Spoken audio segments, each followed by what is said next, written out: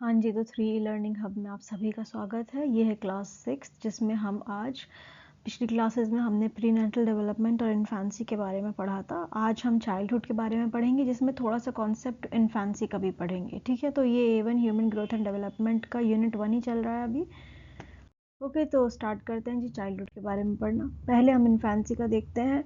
0 to 6 month होता है लेकिन 12 मंथ तक थोड़ा बहुत एक्सटेंड हो जाता है ये पीरियड। इसमें जो हमें आज देखना है वो सेंसरी विजुअल ब्रेन और अर्ली डेवलपमेंट के लिए, क्योंकि ये बहुत इंपॉर्टेंट पीरियड होता है। तो इन्फेंसी का जो डेवलपमेंट पीरियड होता है वो बर्थ टू 12 तक एक्सटेंड हो जाता है और इसको एक क्वाइट पीरियड बोलते हैं। ठीक है, it is biological and psychological one of the most rapid and sensitive phase. ये बहुत तेज़ी से ग्रोथ होती है बच्चे के और बहुत ही ज़्यादा सेंसिटिव होता है बच्चे के डेवलपमेंट के लिए, स्पेशली ब्रेन और सेंसरी सिस्टम के डेवलपमेंट।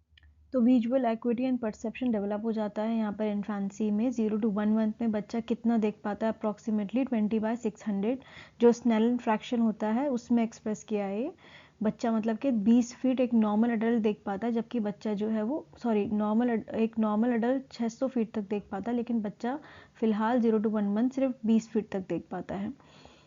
विजन बहुत ब्लर होता है, लिमिटेड रेंज होती है, इसीलिए बच्चों को उस वक्त सिंपल शेप्स दिखाई जाती हैं। कर्व्स और outline high contrast pattern show करते हैं, वो जो ब्लैक एंड वाइट और डिफरेंट कलर्स के पैटर्न्स शो करता है ना care giver. So early preferences क्या होती है, वो पहले पहले केयर गिवर का फेस को धीरे धीरे मतलब पहचानना शुरू करता है और बेसिक फॉर्म पहचानना स्टार्ट करता है। अब 1 to 3 मंथ में उसका आई कोऑर्डिनेशन इंप्रूव होता है इन्फेंट्स का, better horizontal tracking, increase attention to face and voices, attention बढ़ेगा आवाज़ों पर और चेहरों पर, हेड कंट्रोल बढ़ता है, इंप्रूव होता है और वो विजुअल एक्सप्लोरेशन को सपोर्ट करता है। तीसरे छठे महीने में विजुअल स्कैनिंग जो है बहुत सिस्टमैटिक होगी, tracking moving object smoothly, begin to discriminate between shape and size. अब वो रिकग्नाइज कर पाएगा पूरी तरीके से, मतलब केयर गिवर से फेमिलियर हो जाएगा। 6 से 9 महीने में उसकी विजुअल एक्टिविटी इंप्रूव होकर 20/80 हो जाती है। इन्फेंट जो होता है वो स्कैन कर पाता है अब विजुअल फील्ड को एफिशिएंटली, वो ट्रैक करता है जो मूविंग ऑब्जेक्ट्स है उन्हें देखता है। ओके, डेप्थ परसेप्शन इंप्रूव होता है, उसमें क्रॉलिंग करना स्टार्ट करता है और बैठना शुरू करता है। वो पिक्चर्स जो होती है उन्हें रिस्पॉन्ड करता है और वो ऑब्जेक्ट्स को एज अ होल परसीव करता है। ठीक है, अब 9 से 12 महीने में और ज़्यादा विजुअल एक्टिविटी रिफाइन हो जाती हैं। वो विजुअल गाइड, मतलब जो मूवमेंट है वो उन्हें कैसे विजन्स को कैसे वो यूज़ करता है मूवमेंट को गाइड करने के लिए, डिस्क्रिमिनेट करता है वो, मतलब उसे अब पता है कि मेरा जो मदर है या केयर गिवर जो भी उसका फर्स्ट केयर गिवर है वो कौन है और स्ट्रेंजर कौन है।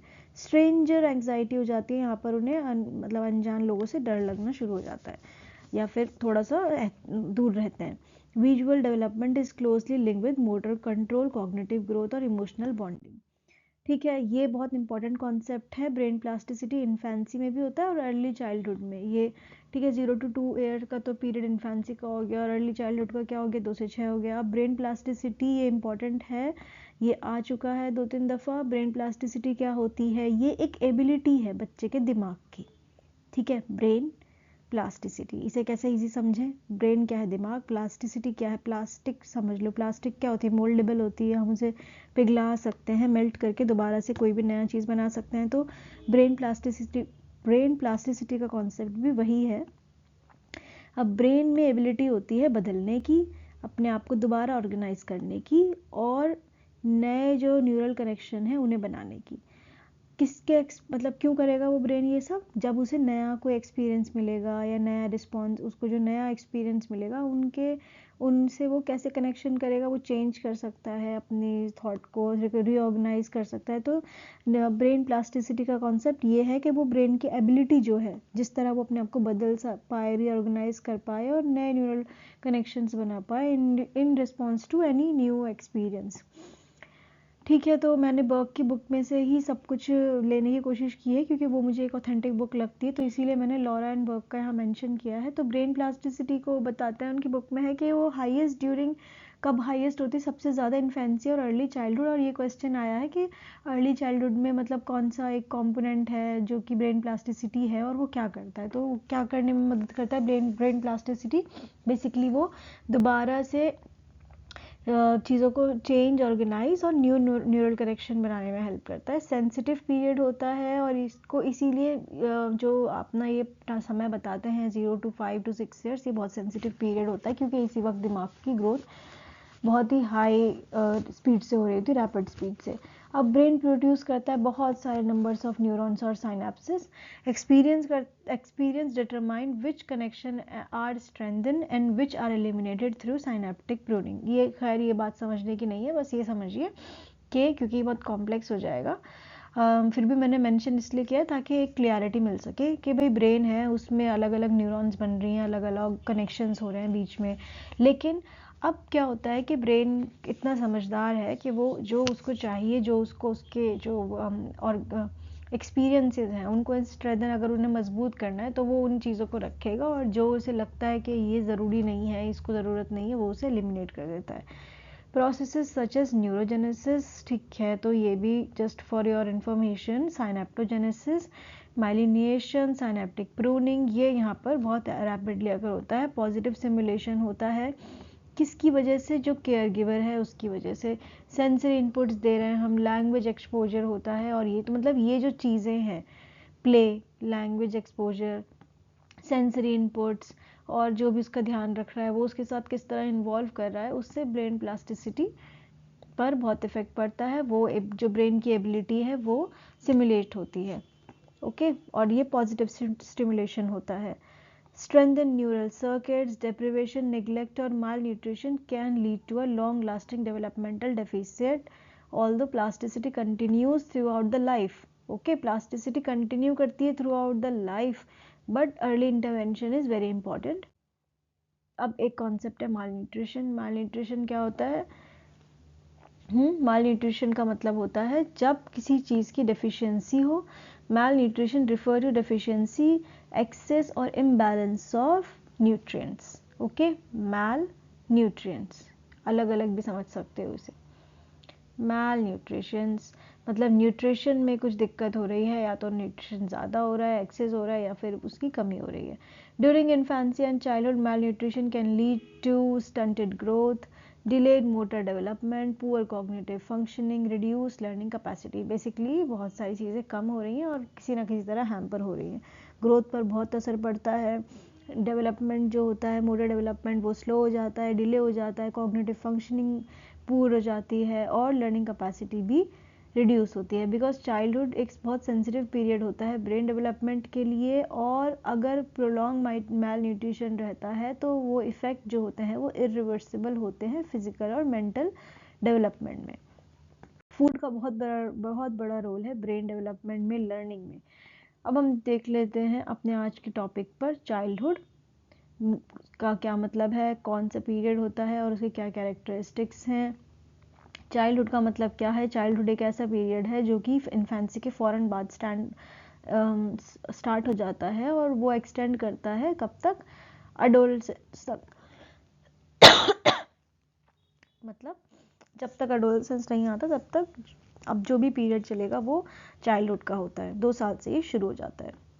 It is marked by rapid development in physical, cognitive, emotional. अब यहाँ किस किस चीज़ों में डेवलपमेंट होता है? मोरल डोमेन में, फिजिकल और कॉग्निटिव, इमोशनल और सोशल डोमेन्स में।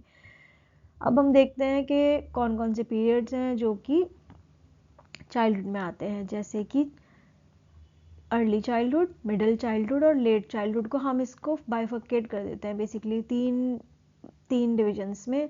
अर्ली चाइल्डहुड में 2 से 6 साल के बच्चे हैं, इन्हें याद कर लेना क्योंकि ये भी आया है कभी। अगर आपको यहाँ लगे मतलब 2 to 5 ईयर्स है तो ये 2 to 5 भी हो सकता है, ठीक है। ये 6 to 9 या 6 to 8 भी हो सकता है, ये 9 to 12 भी हो सकता है। पेपर्स में जिस तरह आता है, तो आपको एक ध्यान रखना है कि अगर ये 2 से 6 है और यहाँ पर 2 से 5 लिखा है तो वो भी अर्ली चाइल्डहुड ही होगा। 6 से 9 है और अगर यहाँ 6 से 8 लिखा है तो वो मिडिल चाइल्डहुड होगा। 9 से 12 है, अगर यहाँ पर आपका लिखा है 9 से 11 तो आप लेट चाइल्डहुड होगा। मतलब ये इससे कंफ्यूज मत होना। हाँ, अगर बिल्कुल ही ये 2 ऑप्शन दिए हुए हैं तो आप इसको चुनना। वैसे इतना क्लोज रिलेशन नहीं देते वो, लेकिन फिर भी अगर इस तरह का भी कुछ हो तो ये चीज़ आपने ध्यान रखनी है, ठीक है, कि कौन सी चाइल्डहुड अर्ली, मिडिल और लेट क्या है। इन्फेंसी तो 0 to 2 क्लियर है। अर्ली चाइल्डहुड का ध्यान रखना कि 2 से 6 है, ठीक है, क्योंकि देखो 6 से 9 यहाँ आ गया ना, तो इसीलिए हम इसको कभी कभी 2 से 5 भी जो एग्जामिनर होता है वो पूछ सकता है। जनरल कैरेक्टरिस्टिक्स देख लेते हैं जी। चाइल्डहुड में क्या होता है, बहुत ज़्यादा क्यूरियोसिटी बढ़ती है, एक्सप्लोरेशन बढ़ता है। Thinking is largely concrete and experience based. अब बच्चा जो है वो कॉन्क्रीट चीज़ों पे ध्यान रखता है बहुत ज़्यादा, और एक्सपीरियंस चीज़ों को नया नया उसका एक्सपीरियंस होता है। ऑब्जर्वेशन बिकम पर्पसफुल, एक मीनिंगफुल ऑब्जर्वेशन होती है, और या फिर किसी वजह से होगी। इमोशनल एक्सप्रेशन, अब वो अपने इमोशंस को भी एक्सप्रेस कर पाता है और उन पे कंट्रोल भी कर पाता है। उसका डिसिप्लिन जो है वो शिफ्ट हो जाता है from external to internal regulation. अब पहले तो वो बाहरी दुनिया की वजह से डिसिप्लिन में रहता था, मम्मी ने कहा अच्छे बच्चे बनो, ठीक है, टीचर ने कहा अच्छे बच्चे बनो, लेकिन अब उसे समझ में आता है कि इंटरनल रेगुलेशन भी कोई अपनी चीज़ है। पीयर इंटरेक्शन इंक्रीजेस, दोस्त बनने लग जाते हैं, ज़्यादा इंटरेक्शन होना शुरू हो जाता है। ये ऑल ओवर है, मतलब इसमें अभी कोई जो 3 अर्ली, मिडिल और लेट है उनके अकॉर्डिंग नहीं है, ये ऑल ओवर कैरेक्टरिस्टिक्स है। Formation of groups and gangs occur specially in letter childhood, ठीक है, ग्रुप्स एंड गैंग्स बन जाते हैं लेटर चाइल्डहुड में। लैंग्वेज डेवलप होती है बहुत रैपिडली, और थिंकिंग और सोशल इंटरेक्शन को, क्योंकि लैंग्वेज बहुत ज़्यादा सपोर्ट करती है, तो लैंग्वेज का डेवलपमेंट बहुत इंपॉर्टेंट है, ठीक है। अब सिगमंड फ्रॉइड यही कैरेक्टरिस्टिक्स में है, लेकिन मैंने इसको थोड़ा अलग हाईलाइट कर दिया ताकि आप लोग याद रखें। तो 3 से 6 साल की उम्र में सिगमंड फ्रॉइड कहते हैं, उनकी जो उन्होंने जो थ्योरी दी है उसमें है ओडिपस और इलेक्ट्रल कॉम्प्लेक्स को समझाते हैं। वो क्या बताते हैं कि ओडिपस कॉम्प्लेक्स जो है वो अब ये सवाल ये आ सकता है, क्यों मैंने ये यहाँ पर डिस्कस किया है, हम जबकि सिगमंड फ्रॉइड अलग भी पढ़ेंगे, लेकिन क्योंकि सिगमंड फ्रॉइड कहते हैं कि अर्ली चाइल्डहुड का जो पीरियड है दैट इज 3 to 6 ईयर, उसमें ओडिपस कॉम्प्लेक्स शो होना, मतलब होता है, स्टार्ट हो जाता है दिखना। और इलेक्ट्रा कॉम्प्लेक्स, ओडिपस कॉम्प्लेक्स क्या होता है, ये लड़कों में होता है, बॉयज़ में होता है। इसमें इमोशनल अटैचमेंट हो जाता है टुवार्ड्स द मदर, और फादर से राइवलरी हो जाती है। इलेक्ट्रा कॉम्प्लेक्स गर्ल्स में होता है, इसमें बच्चों जो गर्ल्स हैं वो अपने फादर से बहुत ज़्यादा इन्वॉल्व होती हैं, इमोशनली अटैच होती हैं, और राइवलरी मदर से हो जाती है। फिलहाल इतना ही समझना है कि ओडिपस और इलेक्ट्रा, ओडिपस बॉयज़ में होता है, इलेक्ट्रा गर्ल्स में होता है। ओडिपस और इलेक्ट्रा दोनों ही अर्ली चाइल्डहुड में होते हैं, ठीक है। क्वेश्चन आ सकता है कि ओडिपस कॉम्प्लेक्स कौन से अर्ली, मिडिल या लेट चाइल्डहुड में होता है, तो आपने ध्यान रखना है 3 से 6 साल में होगा, ठीक है। ओके, इसको डीप में बाद में हम डिस्कस करने वाले हैं। तो play during childhood, another very important topic. Play जो स्टेज होती है वो बचपन में ही खेलता है ना इंसान। अब कुछ स्टेजेस दी गई हैं प्ले की, कौन कौन सी हैं ये, मिल्ड्रन और मिल्ड्रन पार्टन, इन्होंने अपनी ऑब्जर्वेशन में देखा जो छोटे बच्चे किस तरह बिहेव करते हैं, और 6 सिक्वेंशियल स्टेजेस दी हैं खेलने के लिए। तो ये बताती हैं कि कोई उनका बिहेवियर का एक पैटर्न है, जिस तरह वो अपने डेवलपमेंट को ग्रेजुअली डेवलप करता है बच्चा, और उसमें सोशल इंटरेक्शन होता है, कोऑपरेशन होता है अर्ली चाइल्डहुड के दौरान। तो मिल्ड्रन बताती हैं कि हर इंडिविजुअल अलग होता है, लेकिन जो बच्चा है वो कहाँ से मूव करता है, इंडिविजुअल एक्टिविटी, पहले वो अलग खेलता है, उसके बाद वो ऑर्गेनाइज ग्रुप प्ले करता है, मतलब पहले वो अकेला खेलना शुरू करता है, उसके बाद धीरे धीरे वो एक ऑर्गेनाइज वे में ग्रुप प्ले स्टार्ट करता है। तो देखते हैं कि इस तरह मिल्ड्रेड बताती हैं। तो मिल्ड्रेड कहती हैं कि एक उन्होंने स्टेज दी है जिसमें उन्होंने अनऑक्यूपाइड प्ले के बारे में बात की, जो 0 to 2 ईयर्स के बच्चों में होता है। अब इसमें क्या है कि बच्चा जो है वो उस किसी और दूसरे मतलब किसी और के साथ नहीं खेलता, वो अपना अकेला खेलता है, कोई स्ट्रक्चरल प्ले एक्टिविटी नहीं होती। अब चाइल्ड जो है ना वो एमलेसली खेलता है, मतलब बस सब चीज़ों से ऐसे ही खेलता है एमलेसली, उसका कोई पर्पस नहीं होता, कोई एम नहीं होता, कोई गोल नहीं होता, वो हर चीज़ों को रैंडमली चीज़ों से खेलता है और मूवमेंट करता है, ठीक है। कोई इंटरेक्शन नहीं होता दोस्तों के साथ, मतलब उसे अभी नहीं पता कि मैं 2-3 लोगों के साथ या 2-3 बच्चों के साथ खेल सकता हूँ। और अभी जो ये जो प्ले है अभी यहाँ इंडिपेंडेंट होता है, ये इस तरह भी पूछा जा सकता है, इंडिपेंडेंट प्ले स्टेज कौन सी होती है, 0 to 2 ईयर्स होती है। इसमें हमें पता ही नहीं होता बच्चे को 0 to 2 ईयर्स के, मतलब दूसरे बच्चे भी हैं, मैं उसके साथ भी खेल सकता हूँ। ये स्टेज क्या रिफ्लेक्ट करती है कि एक तो एक कॉमन है इन्फेंसी, और ये स्टेज एक तो जो इगोसेंट्रिज्म वाला है ना वो यहाँ से स्टार्ट हो जाता है। अब सॉलिटरी प्ले, मतलब कि वो सिर्फ अपने बारे में सोचता है ना बच्चा शुरुआती ईयर्स में। सॉलिटरी प्ले क्या होता है? सॉलिटरी प्ले में बच्चा जो है वो अपने टॉयज़ के साथ खेलना स्टार्ट करता है। अब जी उसकी दोस्ती हो रही है अपने टॉयज़ से या फिर ऑब्जेक्ट से। वो बहुत इंटरेस्ट शो करता है अपने पर्सनल एक्टिविटीज़ में। The child does not attempt to interact with the other child. वो कोशिश नहीं करेगा अटेम्प्ट करने की, मतलब खेल बच्चों के साथ इंटरैक्ट करने की, बट वो अपने प्ले, उसके अपने खिलौने हैं, वो उनसे ही दोस्ती है उसकी, और वो इंडिविजुअल प्ले पे फोकस करता है। This stage is important for the development of concentration, imagination. अब उसकी इमेजिनेशन पावर बहुत बढ़ती है, सेल्फ रिजाइलेंस, खुद पर वो निर्भर रहता है, और उसकी कंसंट्रेशन भी बढ़ती है। Next is on looker play, जो कि 2.5 से 3.5 साल तक की उम्र में होता है। इसमें क्या होता है जी, चाइल्ड बच्चा जो होता है ना, वो ऑब्जर्व करता है दूसरे बच्चों को खेलते हुए, लेकिन उनमें इन्वॉल्व नहीं होता, अभी उनमें पार्टिसिपेट करना स्टार्ट नहीं करता। वो सिर्फ दूर से देखता है कि अच्छा दूसरे बच्चे भी खेल रहे हैं। अब वो सवाल भी पूछ सकते हैं, एक दूसरे पे कमेंट कर सकते हैं, क्यूरियोसिटी दिखा सकते हैं कि अच्छा ये दूसरा जो बच्चा है ये कौन सी एक्टिविटी कर रहा है, और उसकी एक्टिविटी को, मतलब एक्टिविटी को कॉपी भी कर सकते हैं, लेकिन वो दूर से रहते हैं और बात नहीं करते, मतलब इन्वॉल्व नहीं होना है उन्हें प्ले में। ये स्टेज जो होती है सोशल रूल्स को सिखाती है, प्ले पैटर्न सिखाती है, और ग्रुप बिहेवियर में हेल्प करती है थ्रू ऑब्जर्वेशन। यहाँ क्योंकि बच्चा सिर्फ और सिर्फ देखता है। अब पैरेलल प्ले शुरू हो जाता है, 3.5 से 4 साल तक की उम्र चलता है ये। पैरेलल प्ले में क्या होता है कि बच्चा साइड बाय साइड देखता है सिमिलर टॉयज और एक्टिविटीज़ को, बट विदाउट डायरेक्ट इंटरेक्शन और कॉपरेशन। ठीक है, ऑल दो चिल्ड्रन में imitate each other, each child remain focused on their own play. बच्चे एक साथ खेलते हैं, एक जैसा गेम खेलते हैं, लेकिन कोई भी दूसरे के गेम में इंटरफेयर नहीं करता। वैसे बच्चों के ज़्यादा अच्छे रूल्स हैं, ओके, इस स्टेज के अकॉर्डिंग तो बच्चों के ज़्यादा अच्छे रूल्स हैं, जबकि उन्होंने बनाए नहीं हैं ये, तो वो एक दूसरे को इमिटेट कर सकते हैं। हर बच्चा जो है वो अपने खुद के गेम में फोकस रहता है। और ये जो स्टेज है इसको हम किस तरह से बच्चा अपने आप को मतलब शुरुआत होती है, वो सोशली अवेयर होना शुरू हो जाता है, और अब वो सोशल अवेयरनेस भी है और उसकी इंडिपेंडेंस भी, आज़ादी भी है। वो अपने हिसाब से खेल रहा है, उसको किसी का इंटरफेरेंस चाहिए ही नहीं, ना किसी दूसरे बच्चे को चाहिए। एसोसिएटेड प्ले 4 से 4.5 साल तक की उम्र होता है। एसोसिएटेड प्ले में क्या होता है, बच्चा अब इंटरैक्ट करना शुरू करेगा, अब अपना मटेरियल वो दूसरों के साथ शेयर करेगा और बातें भी करेगा, मतलब खेलेगा, बातें करेगा, और अपना मटेरियल एक दूसरे के साथ शेयर करते हैं बच्चे। However there is no clear organisation, roles and rules. इसमें कोई रोल्स नहीं है, कोई रूल्स नहीं है, और कोई ऑर्गेनाइजेशन नहीं है। बच्चे बस खेलते हैं और अपनी चीज़ों को शेयर करते हैं एक दूसरे बच्चे के साथ। चिल्ड्रन एक्नॉलेज करते हैं कि वो भाई एक दूसरे के जो प्रेजेंस है किसी दूसरे बच्चे की, वो उसे इंजॉय करते हैं, वो साथ खेलना इंजॉय करते हैं। इससे क्या होता है, सोशल बॉन्डिंग, और मोस्ट इम्पॉर्टेंटली लैंग्वेज डेवलपमेंट।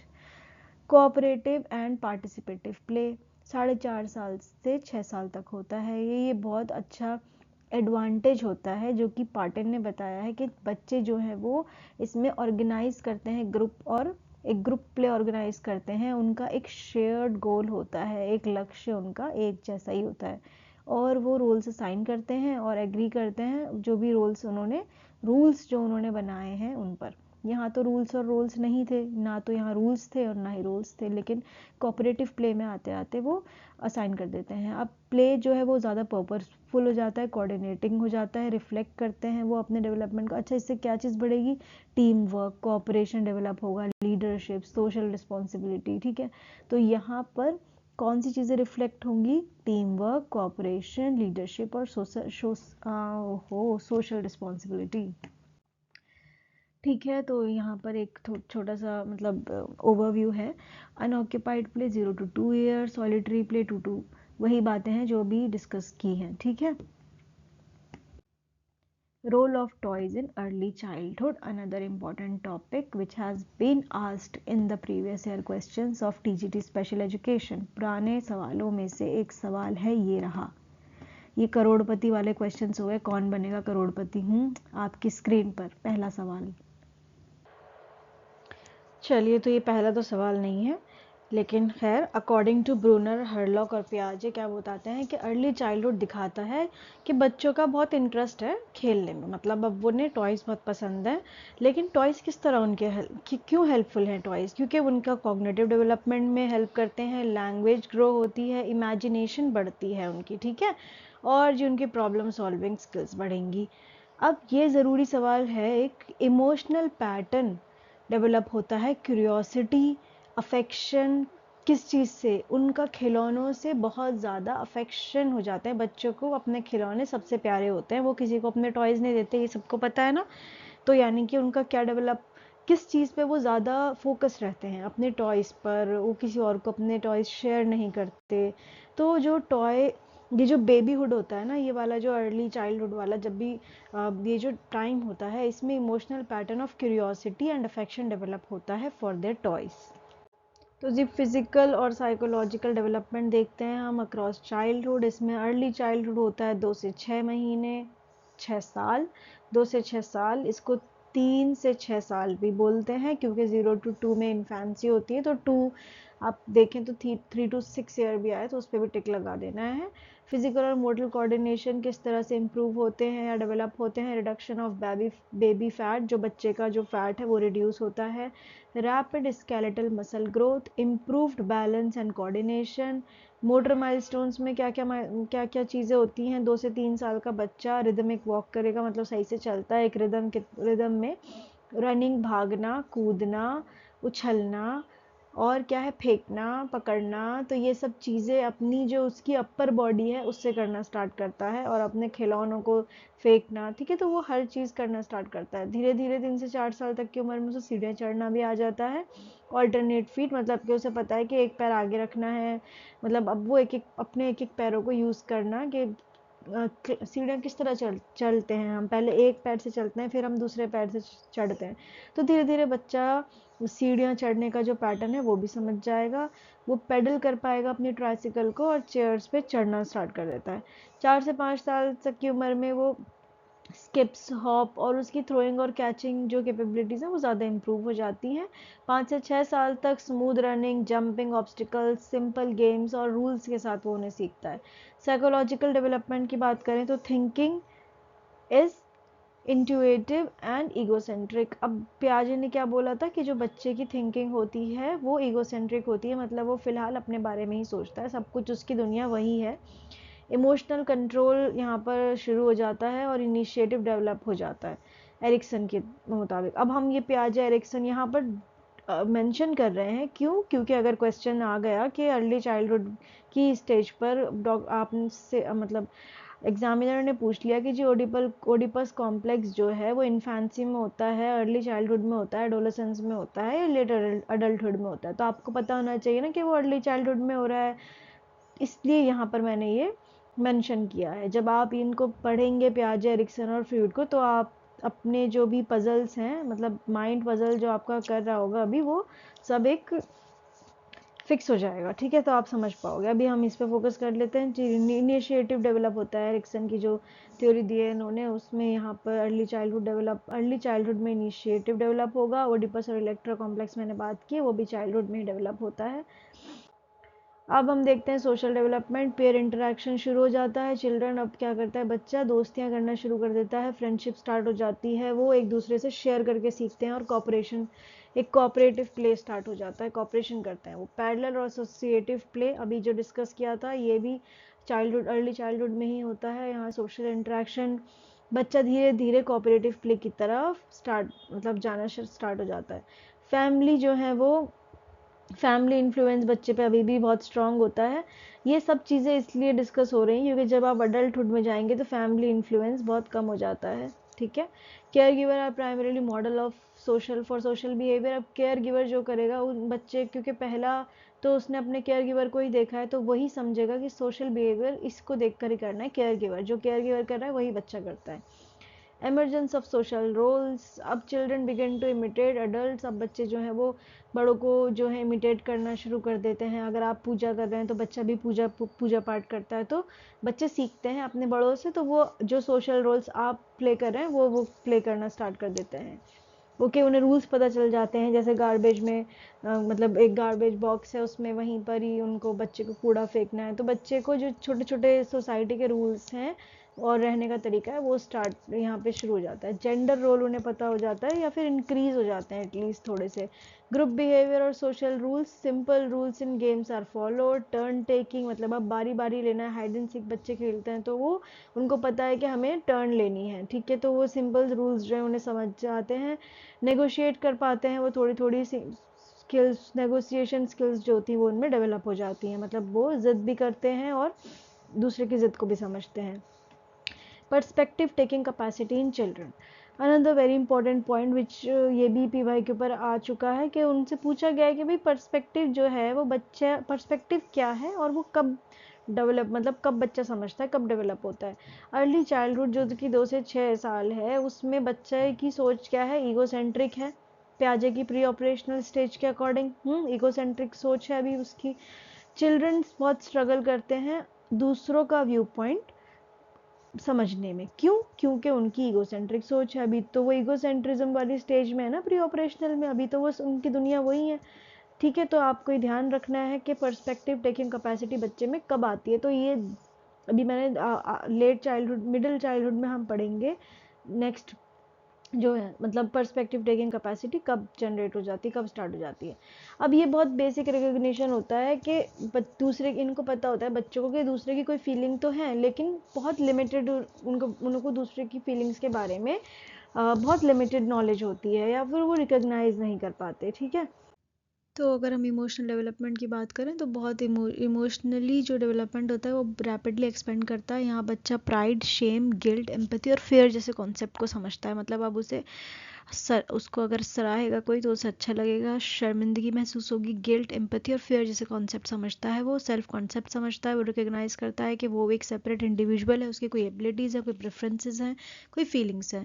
अब इमोशंस रेगुलेशन किस तरह, वो अपने इमोशंस को, अपने इम्पल्सेस को, अपने टैंट्रम्स को कंट्रोल करना सीख पाता है, अपनी फ्रस्ट्रेशन को। वो दूसरों के इमोशंस को समझने लग जाता है कब, लेट अर्ली चाइल्डहुड तक, ये ध्यान रखना, लेट अर्ली चाइल्डहुड। एरिक्सन की स्टेजेस कौन सी आती हैं यहाँ, इनिशिएटिव वर्सेस गिल्ट, इसको मैं अभी डीपली आपको नहीं समझा रही, बस इतना समझ लीजिए कि इस इनिशिएटिव वर्सेस गिल्ट मतलब जब बच्चा कुछ करना शुरू करता है, कोई नया टास्क, कोई नया इनिशिएटिव लेता है, तो अगर पेरेंट्स या केयर गिवर उसे उस चीज़ के लिए मतलब एक अच्छी सक्सेसफुल लीड या फिर एक सेंस ऑफ पर्पस उसे कब महसूस होगा, जब पेरेंट्स उसको एक पॉजिटिव रिइंफोर्समेंट देंगे। अगर हार्श क्रिटिसिज्म या फेलियर मिलेगा तो वो बच्चा उस का क्या कॉज होगा, गिल्ट कॉज हो जाएगा। अब कॉग्निटिव डेवलपमेंट की हम बात करते हैं तो पियाजे की प्री ऑपरेशनल स्टेजेस आती है जिसमें ईगोसेंट्रिज्म मेन और एनिमिज्म थिंकिंग यहाँ पर डेवलप होती है। ईगोसेंट्रिज्म बच्चे को पता है धीरे धीरे वो मतलब अभी दूसरों का पर्सपेक्टिव समझने में उसे मुश्किल होती है, यहाँ पर प्रिटेंड प्ले, इमेजिनेशन फ्लरिश होती है। और एनिमिज्म मतलब कि वो ये बिलीव करता है कि जो ऑब्जेक्ट है उसकी कोई अपनी फीलिंग्स हैं। लैंग्वेज डेवलप होती है, वोकैबुलरी ग्रो करती है। मेमोरी, अटेंशन में कौन सी चीज़ें जो ज़्यादा डेवलप होती है, मतलब शॉर्ट टर्म अटेंशन इंप्रूव होती है और वो स्ट्रैटेजीज़ को रिमेंबर करना स्टार्ट कर देता है, अपनी स्ट्रैटेजीज़ को, ठीक है। ये भी एक इंपॉर्टेंट चीज़ है क्योंकि ये यहाँ पर एक नई तरीके से हो रही है। Problem solving, trial and error learning होती है, डोमिनेट करती है, करके बच्चा सीखता है, चीज़ों को गलत करता है लेकिन फिर दोबारा वो उसको सही तरीके से करना सीखता है। Cause and effect and relationship उसको पता चलेगा कि ये करने से इसका इफेक्ट होता है, ठीक है। अंडरस्टैंडिंग इमर्ज होती है। अब हम मिडिल चाइल्डहुड की बात करते हैं जो कि है जी आपका 6 से 9 ईयर, 6 से 9 साल तक के बच्चे में होता है। इसका मीनिंग और ये पीरियड क्या होता है, मतलब मिडिल चाइल्डहुड डेवलप होता है, ये वो स्टेज होती है जो कि जस्ट अर्ली चाइल्डहुड के बाद होती है और लेट चाइल्डहुड तक चलती है, ठीक है। लॉरा बर्ग की बुक में आपको मिलेगा कि मिडिल चाइल्डहुड जो है वो ये ऐसा पीरियड है जो कि स्टेबिलिटी, जिसमें एक थोड़ी बहुत स्टेबिलिटी आ जाती है फिजिकल ग्रोथ में, लेकिन जो कॉग्निटिव और सोशल, इमोशनल और मोरल डेवलपमेंट है वो बढ़ते रहते हैं, उनका रैपिडली ग्रोथ होता है। ये जो स्टेज है इसमें जनरली अब बच्चा जो है फॉर्मली स्कूल स्टार्ट कर देता है, उसका एक्सपोजर स्टार्ट हो जाता है। कहाँ पर, एक तो एनवायरनमेंट के थ्रू सीखता है वो, क्योंकि वो अब सोसाइटी में जाएगा, सोशल नॉर्म्स उसे पता चलेंगे, फैमिली के बियॉन्ड भी कोई दुनिया है वो ये सीखेगा, ठीक है। तो एक एक्सपेंड होती है उसकी लाइफ, यहाँ पर वो एक स्ट्रक्चर्ड वे में अपने एनवायरनमेंट को सीखता है। Middle childhood is often described as the foundation stage of academic skills, social competence and self concept, ठीक है। तीनों चीज़ यहाँ पे academic skills सीखेगा वो, social competence मतलब उसको क्या पता चलेगा भाई कि socially हमें ये भी एक PYQ ही है, इसमें आया था कि जो मिडिल चाइल्डहुड का पीरियड होता है या 6 से 9 साल तक की उम्र में बच्चे की किस तरीके से उसका फाउंडेशन स्टेजेस कौन से एस्पेक्ट पर होती है, मतलब उसके एकेडमिक स्किल्स को वो डील करता है, सोशल कॉम्पिटेंस और self concept. Characteristics of middle childhood, जो ग्रोथ होती है वो बहुत स्लो और स्टडी हो जाती है, लेकिन जो अभी हमने डिस्कस किया अर्ली ग्रोथ, जो कि ग्रोथ के अलग कंपोनेंट्स जैसे कॉग्निटिव, सोशल, इमोशनल, ये बहुत ज़्यादा अच्छी तरीके से ग्रो करते हैं। ठीक है, अर्ली ग्रोथ के कंपैरेटिव तो बहुत स्लो और स्टडी हो जाती है। अब बच्चा यहाँ इंडिपेंडेंट और रीजनेबल होना, रिस्पॉन्सिबल हो जाता है, मतलब वो इंडिपेंडेंट हो जाएगा और उसको अपनी जिम्मेदारियों का एहसास होगा। पेयर रिलेशनशिप बहुत इंपॉर्टेंट हो जाता है यहाँ पर, अब दोस्त बनाने लग जाता है बच्चा। थिंकिंग जो होती है वो बहुत लॉजिकल और ऑर्गेनाइज्ड हो जाती है। ठीक है, अभी भी वो क्या सीख, मतलब चीज़ों को कॉन्क्रीट तरीके से सीखता है। इमोशनल एक्सप्रेशन और ज़्यादा सोशली रेगुलेटेड, अब वो सोसाइटी के हिसाब से अपने इमोशंस को एक्सप्रेस करता है। ठीक है, बच्चा एक क्लियर सेंस डेवलप कर लेता है सेल्फ वर्थ की और कॉम्पिटेंस की। ठीक है, अब उसे पता है कि मेरी कोई वर्थ है और कॉम्पिटेंस, तो ये दो चीज़ें अब बच्चा जो है उसमें क्लियरली डेवलप, जो दो चीज़ें हैं सेल्फ वर्थ और कॉम्पिटेंस बच्चे में क्लियरली डेवलप हो जाती हैं। तो फिजिकल डेवलपमेंट देखते हैं मिडिल चाइल्डहुड में। देखिए, वज़न और हाइट और वेट तो एक ऐसी चीज़ है जो यूनिफॉर्म रेट से बढ़ता रहता है। तो अगर मैंने पिछली स्लाइड में ये बताया था कि फिजिकल डेवलपमेंट थोड़ा कम हो जाता है, लेकिन इसका मतलब ये नहीं कि वो रुक जाता है, वो चलता ही रहता है। अब जिस तरह से वो एक्टिविटीज़ करेगा उसकी मसल स्ट्रेंथ बढ़ेगी, ठीक है, एंड्योरेंस बढ़ेगा, फिजिकल कोऑर्डिनेशन बढ़ेगी, स्केलेटल सिस्टम तो कंटिन्यूसली ही ग्रो करता है, bones become more stronger and denser, better posture and balancing, baby teeth begin to be replaced by permanent teeth, very important thing again which have been asked, एक दफ़ा ये पूछी जा चुकी है कि बच्चे के दांत जो हैं वो कब रिप्लेस हो जाते हैं, जो बच्चे के बचपन के दांत होते हैं, मतलब बेबी टीथ जो हैं वो कब रिप्लेस करते हैं परमानेंट टीथ से। तो आप जब ये बात आएगी तो आप मिडिल चाइल्डहुड ध्यान में रखना। ब्रेन डेवलपमेंट कंटिन्यूड होता है और वो धीरे धीरे टाइम के साथ और अपने आप को मतलब इम्प्रूव हो जाता है। मेलिनेशन वाला पॉइंट मैंने इसलिए नहीं बोला क्योंकि ये है ज़रूरी, लेकिन अभी ऐसा कुछ ख़ास इसमें पूछा नहीं जाता।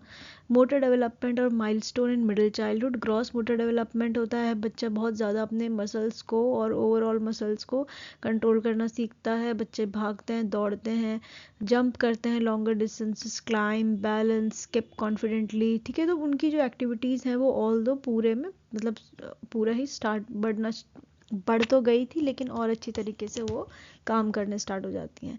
पार्टिसिपेशन कैसा होता है, वो टीम गेम में पार्टिसिपेट करते हैं, स्पोर्ट्स में पार्टिसिपेट करते हैं और फिजिकल एक्टिविटीज़ में पार्टिसिपेट करते हैं जो कि स्ट्रक्चर्ड वे में होती है, मतलब जो गेम्स होते हैं हमें स्कूल्स में, उसमें स्कूलिंग में या फिर और भी बच्चे बाहर जाते हैं गेम्स के लिए तो वो ओवरऑल पार्टिसिपेट करना स्टार्ट कर देते हैं एक टीम प्ले में। फाइन मोटर डेवलपमेंट, उनकी राइटिंग इम्प्रूव होती है, ड्राइंग इम्प्रूव होती है, कटिंग, क्राफ्ट एक्टिविटीज़ एग्जाम्पल है। आई हैंड कोऑर्डिनेशन जो होते हैं वो और ज़्यादा प्रिसाइज हो जाते हैं। अब अगर हम कॉग्निटिव और साइकोलॉजिकल डेवलपमेंट की बात करते हैं तो कॉग्निटिव डेवलपमेंट में जब हम बात करेंगे तो ये कॉन्क्रीट ऑपरेशनल लेवल होता है, मतलब पियाजे के अकॉर्डिंग। ठीक है, यहाँ पर क्या होता है भाई, लॉजिकल थिंकिंग। अब उस कॉन्क्रीट ऑब्जेक्ट के बारे में और लॉजिकली सोचेगा, वो क्लासिफाई कर पाएगा और कैटेगरीज बना पाएगा, कैटेगराइज कर पाएगा, अंडरस्टैंड करेगा कंजर्वेशन के प्रोसेस को और कॉज इफेक्ट की रीजनिंग को भी समझ पाएगा। एब्स्ट्रैक्ट थिंकिंग अभी भी यहाँ पर नहीं आई होती बच्चों में।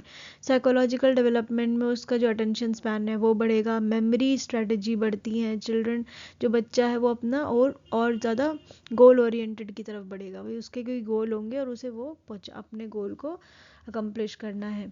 Academic learning become more systematic, अब एक सिस्टमैटिक तरीके से वो अपने अकेडमिक्स पे भी ध्यान देगा। इमोशनल डेवलपमेंट कैसा होता है, बहुत स्टेबल और कंट्रोल होने लग जाते हैं बच्चे। यहाँ पर चाइल्ड क्या सीखता है, इमोशनल को, अपने आप को, अपने इमोशंस को कैसे रेगुलेट करना है, एक्सप्रेस किस तरह करना है फीलिंग्स को, उसको खुद का कॉन्सेप्ट अच्छी तरीके से समझ आता है, वो इवेल्युएट कर पाते हैं खुद को किस के अकॉर्डिंग। एक तो पेयर एक्सेप्टेंस, ये बहुत इंपॉर्टेंट टर्म है पेयर एक्सेप्टेंस का, जो अपने आप को समझने के लिए, सेल्फ कॉन्सेप्ट के लिए और सेल्फ इवेल्युएशन के लिए। एकेडमिक परफॉर्मेंस तो है ही, दूसरा जो दोस्त हैं आपसे मिडिल चाइल्डहुड में जो फ्रेंडशिप्स होती हैं, बच्चा उस पर बहुत फोकस रखता है कि उस दोस्ती से वो अपने आप को कैसे इवेल्युएट करेगा। Feeling of pride and shape and emerge strongly. अब यहाँ पर जो शर्म है और जो गर्व महसूस करना है वो यहाँ पर बहुत ही स्ट्रांगली इमर्ज होकर आती हैं वाली feelings. Social development in middle childhood, किस तरह से डेवलपमेंट होता है, जैसे पेयर ग्रुप बहुत ज़्यादा सेंट्रल हो जाते हैं उसकी सोशल लाइफ के, वो बहुत इंपॉर्टेंट रखता है उसकी दोस्त का, जो मतलब एक दोस्ती जो है उसकी, जो भी 4 5 6 जितना भी उसके फ्रेंड्स हैं या फिर पेयर जो हैं वो बहुत इंपॉर्टेंट होते हैं उसके लिए। चिल्ड्रन जो है यहाँ दोस्तियाँ बनाना शुरू करते हैं, मतलब फ्रेंडशिप स्टार्ट हो जाती है, छोटे ग्रुप्स या फिर क्लब्स बन जाते हैं, कॉपरेशन होती है, कंपटीशन स्टार्ट हो जाता है और रूल को फॉलो करते हैं वो जो उन्होंने रूल डेवलप किए हैं। एरिक्सन की थ्योरी के अकॉर्डिंग ये अभी कौन सी स्टेज पर होते हैं बच्चे, industry versus inferiority. Success leads to competence, मतलब अगर सक्सेस होगी तो कॉम्पिटेंस होगी। फेलर में रिजल्ट इन इन्फीरियोरिटी, अगर बच्चा फेल होता है तो इन्फीरियोरिटी फीलिंग उसमें डेवलप हो जाएगी। अब ये वाला जो पॉइंट है ना ये आपने याद रखना है जो मैंने हाईलाइट किया है। एक second just let me erase it. ठीक है, तो ये वाला जो पॉइंट है ना, during early and middle childhood, ये भी PYQ है।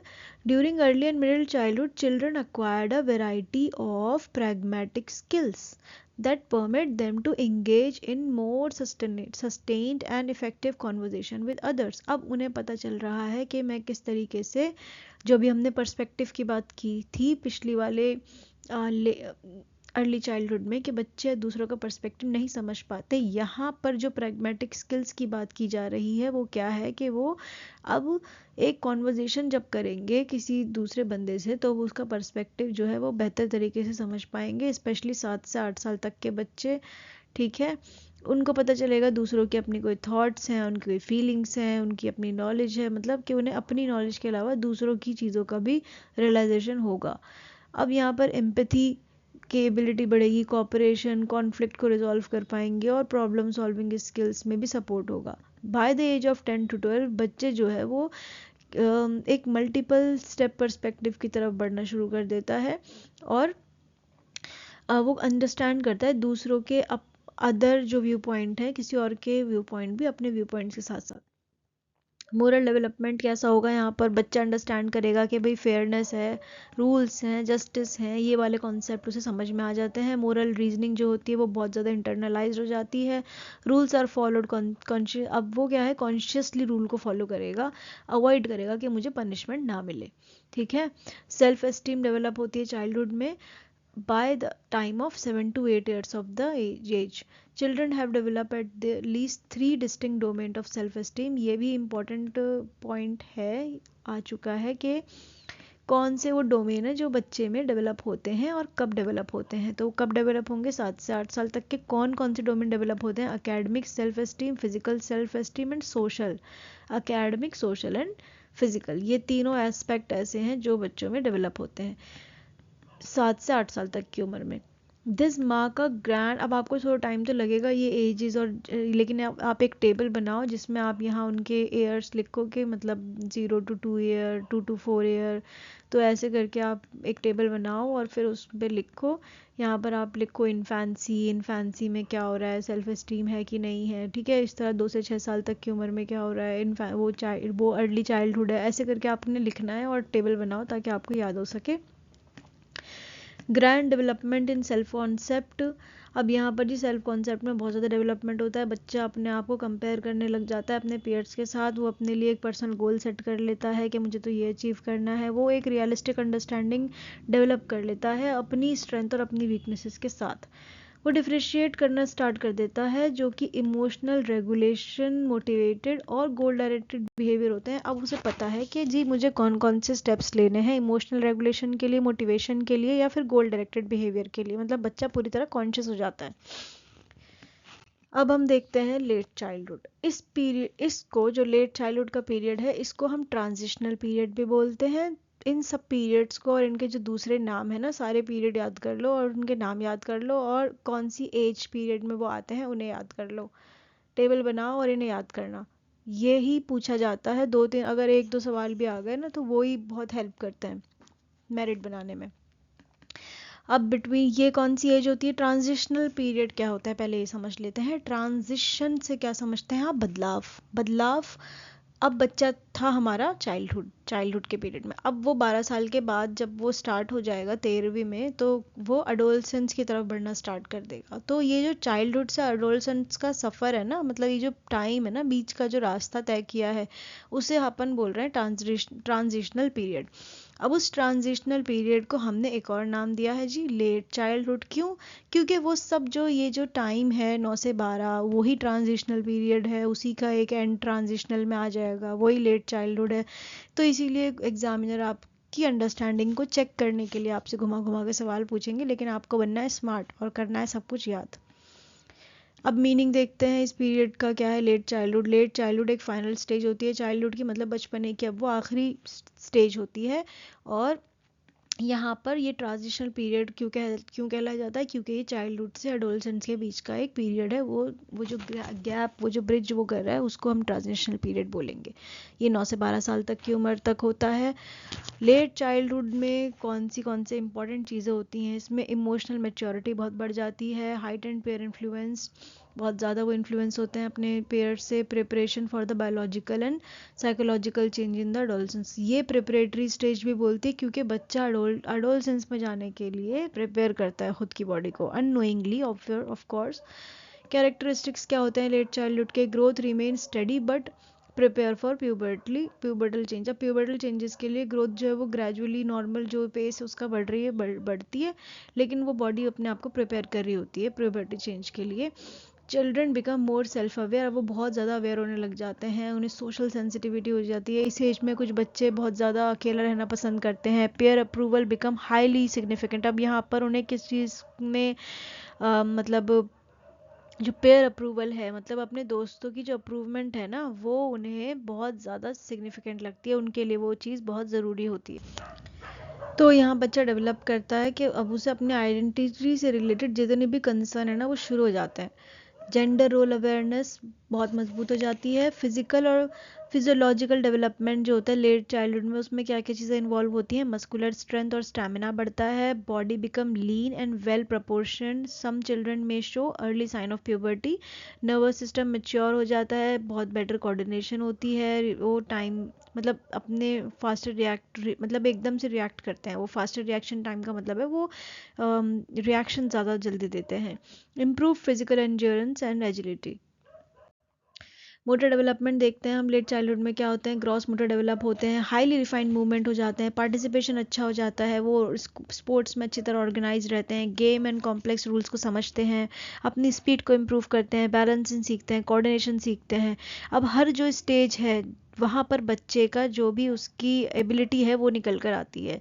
हमने बताया था ना, जो हमने हेरिडिटी में पढ़ा था, कि बच्चे के अंदर जो इन्नेट एबिलिटीज़ होंगी वो एनवायरनमेंट की वजह से सराही जाती हैं, और फिर वो एबिलिटीज़ ज़्यादा प्रोमिनेंट होकर बाहर आती हैं। ठीक है, अपनी फुल क्षमता तक। तो फाइन मोटर स्किल्स कौन कौन सी डेवलप होती हैं? जो मतलब अडल्ट लेवल पर प्रोफिशिएंसी हो जाती है। Writing become more fluent, precision होने लग जाता है ड्राइंग, क्राफ्ट और टूल्स में। कॉग्निटिव और साइकोलॉजिकल डेवलपमेंट किस तरह से बढ़ता है या क्या होता है? लॉजिकल थिंकिंग स्ट्रेंथन हो जाती है, ज़्यादा लॉजिकल वेज में बच्चा सीखता है, कॉम्प्लेक्स प्रॉब्लम्स को सॉल्व कर पाता है अलग अलग स्टेप्स को इन्वॉल्व करके, और वो रिलेशनशिप समझता है आइडियाज़ के बीच में, मतलब दो आइडियाज़ के बीच में वो रिलेशनशिप समझना शुरू कर देता है। जो थिंकिंग है वो बहुत कॉन्क्रीट हो जाती है, लेकिन फ्लेक्सिबल भी हो जाती है। प्रिपेयर, अब यहाँ पर कॉन्क्रीट से अब वो एब्स्ट्रैक्ट की तरफ आ जाता है, बच्चा एब्स्ट्रैक्ट थिंकिंग यहाँ पर शुरू हो जाती है। फिजियोलॉजिकल डेवलपमेंट क्या है? सेल्फ कॉन्सेप्ट जो है, सॉरी, साइकोलॉजिकल डेवलपमेंट होता है यहाँ पर। सेल्फ कॉन्सेप्ट जो है बहुत डिफरेंशिएटेड हो जाता है, बच्चे अपने आप को कंपेयर करते हैं। अभी पिछली स्लाइड में मैंने ये बात बताई थी, इंक्रीज हो जाता है उनका कंसर्न अचीवमेंट, कॉम्पिटेंस और सेल्फ इमेज के इर्द गिर्द। ठीक है, ये चीज़ें ना आप याद रखना, ये बहुत इंपॉर्टेंट है। हर स्टेज के अकॉर्डिंगली आप एक टेबल बना लो अपने नोटबुक पर और उसको नोट करो और याद करो। इमोशनल डेवलपमेंट लेट चाइल्डहुड में कैसा होता है? इमोशनल डेवलपमेंट जी एक कोपिंग मैकेनिज्म की तरह बच्चा काम करता है, अपने इमोशनल रिजाइलेंस की फेज पर होता है, वो बहुत ज़्यादा कंट्रोल होते हैं और स्टेबल होते हैं उसके इमोशंस। सेल्फ एस्टीम बहुत स्ट्रांग हो जाती है एकेडमिक सक्सेस की वजह से और पेयर एक्सेप्टेंस की वजह से। ठीक है, क्योंकि वो इन सब से लिंक हो जाती है सेल्फ एस्टीम। ठीक है, तो वो स्ट्रांग भी हो जाएगी। अब सेंसिटिविटी टू क्रिटिसिज्म इंक्रीज। अब अगर बच्चे को किसी ने कोई क्रिटिसाइज करा है तो वो उसके लिए सेंसिटिव रहेगा, मतलब उस फायदा तो देता है क्रिटिसिज्म इम्प्रूवमेंट के लिए बहुत फ़ायदा देता है, लेकिन बच्चे के लिए क्रिटिसिज्म एक प्रॉब्लमेटिक सिचुएशन भी बन जाती है, क्योंकि बच्चे को क्रिटिसिज्म से प्रॉब्लम होती है, वो बहुत सेंसिटिव होता है, वो बहुत ज़्यादा मतलब इससे उसके डेवलपमेंट में इफ़ेक्ट पड़ सकता है। सोशल डेवलपमेंट और लेट चाइल्डहुड में किस तरह का सोशल डेवलपमेंट होता है? पेयर ग्रुप इन्फ्लुएंस, बहुत डोमिनेटेड होते हैं बच्चे अपने और गैंग्स बना लेते हैं, वो क्लब्स हो जाते हैं। सेम सेक्स पेयर ग्रुप्स, अब यहाँ पर क्या होता है कि सेम सेक्स के जो बच्चे होते हैं, मतलब मेल मेल से और फीमेल फीमेल से अपनी ग्रुपिंग हो जाती है, लड़के अपने ग्रुप बना लेते हैं, लड़कियाँ अपने ग्रुप बना लेती हैं। स्ट्रॉन्ग सेंस ऑफ बिलोंगिंगनेस, मतलब अब क्या होता है जी, अब उन्हें चाहिए जहाँ वो बिलोंग करते हैं। सोशल कंपैरिजन इंक्रीज हो जाता है। मोरल पर्सनालिटी डेवलपमेंट में मोरल रीजनिंग बहुत एडवांस हो जाती है। बच्चे अंडरस्टैंड करते हैं इंटेंशंस को, मतलब कि किसी एक्शन के पीछे जो इंटेंशन है वो उसको समझ पाते हैं, सोशल नॉर्म्स को समझ पाते हैं। Personality trait become more stable. Preparation for adolescent identity formation, अब यहाँ पर उनकी जो प्रिपरेशन थी एडोलसेंट की, वो शुरुआत हो जाती है इस स्टेज में। अभी कंपैरिजन देख लेते हैं मिडिल चाइल्डहुड और लेट चाइल्डहुड का। 6 से 9 साल तक की उम्र में मिडिल चाइल्डहुड होता है, फोकस करता है कॉम्पिटेंस में, एकेडमिक स्किल्स में, इमोशनल रेगुलेशंस में और पेयर रिलेशनशिप में। लेट चाइल्डहुड जो है 9 से 12 साल तक की उम्र होता है, ये एम्फेसाइज करता है इमोशनल मैच्योरिटी को, सोशल आइडेंटिटी को, रिफाइंड मोटर स्किल्स और रेडीनेस फॉर द एडोलसेंस, तो ये तैयार करता है एडोलसेंस के लिए। हाँ जी, तो hormonal regulation of growth and development, hormones का बहुत बड़ा योगदान होता है ग्रोथ एंड डेवलपमेंट में। ये कैसे हम जानते हैं, ज़्यादा डीप में हमें नहीं पढ़ना है, इसमें ऑलरेडी मैंने बहुत कुछ डाला हुआ है, तो उससे आप परेशान मत होना कि बहुत डिफ़िकल्ट वर्ड्स नहीं हैं। तो जो ह्यूमन बीइंग का डेवलपमेंट होता है, उसका डेवलपमेंट बहुत कॉम्प्लेक्स प्रोसेस आ जाता है। जब हम चाइल्डहुड और एडोलेसेंस की बात करते हैं तो यहाँ पर हार्मोन का रेगुलेशन बहुत इंपॉर्टेंट हो जाता है, पूरा डेवलपमेंट उन पर ऑलमोस्ट निर्भर हो जाता है। तो अब ये किसकी वजह से होता है, इसमें नर्वस सिस्टम और एंडोक्राइन सिस्टम के इंट्रैक्शन की वजह से इसके इंट्रैक्शन से ये चाइल्डहुड और एडोलेसेंस का जो डेवलपमेंटल पीरियड है ये रेगुलेट होता है।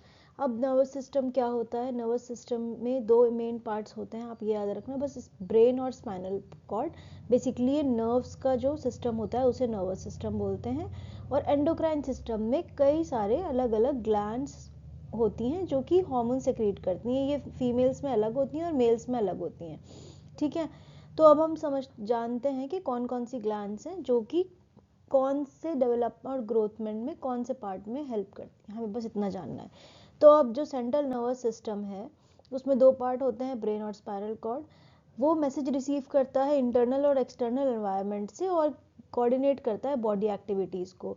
ग्रोथ, मैच्योरेशन, प्यूबर्टी, ये बायोलॉजिकल प्रोसेस नहीं होते purely, they are obviously biological process but not purely, because they are regulated by brain mediated signals. और अभी सिग्नल्स की बात कहाँ हुई है, जो ये एनवायरमेंटल और इंटरनल और एक्सटर्नल फैक्टर्स की वजह से कोऑर्डिनेशन होता है एक्टिविटीज़ का।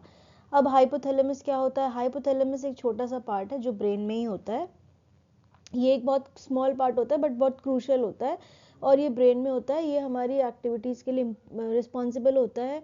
क्या एक्ट होता है इसका, ये एक लिंक क्रिएट करता है नर्वस सिस्टम और एंडोक्राइन सिस्टम के बीच में, ठीक है। तो function of hypothalamus is to regulate hunger, thirst, temperature and emotion.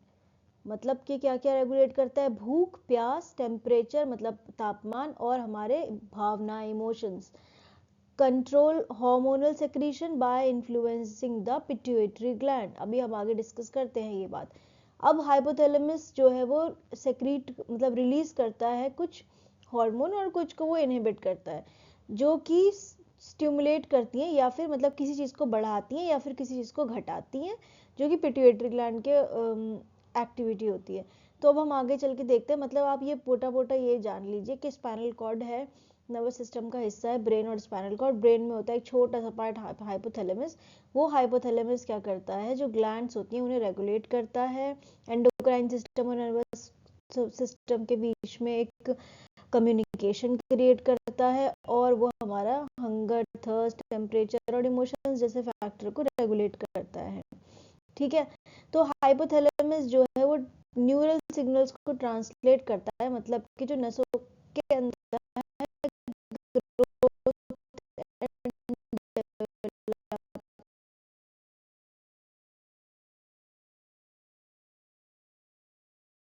हाँ जी, तो अब ये है पिट्यूटरी ग्लैंड, जो कि मास्टर ग्लैंड है। पिट्यूटरी ग्लैंड कहाँ होती है? हाइपोथैलेमस के ये छोटा सा ही है बस, इसके जस्ट नीचे पिट्यूटरी ग्लैंड होती है। पिट्यूटरी ग्लैंड क्या करती है?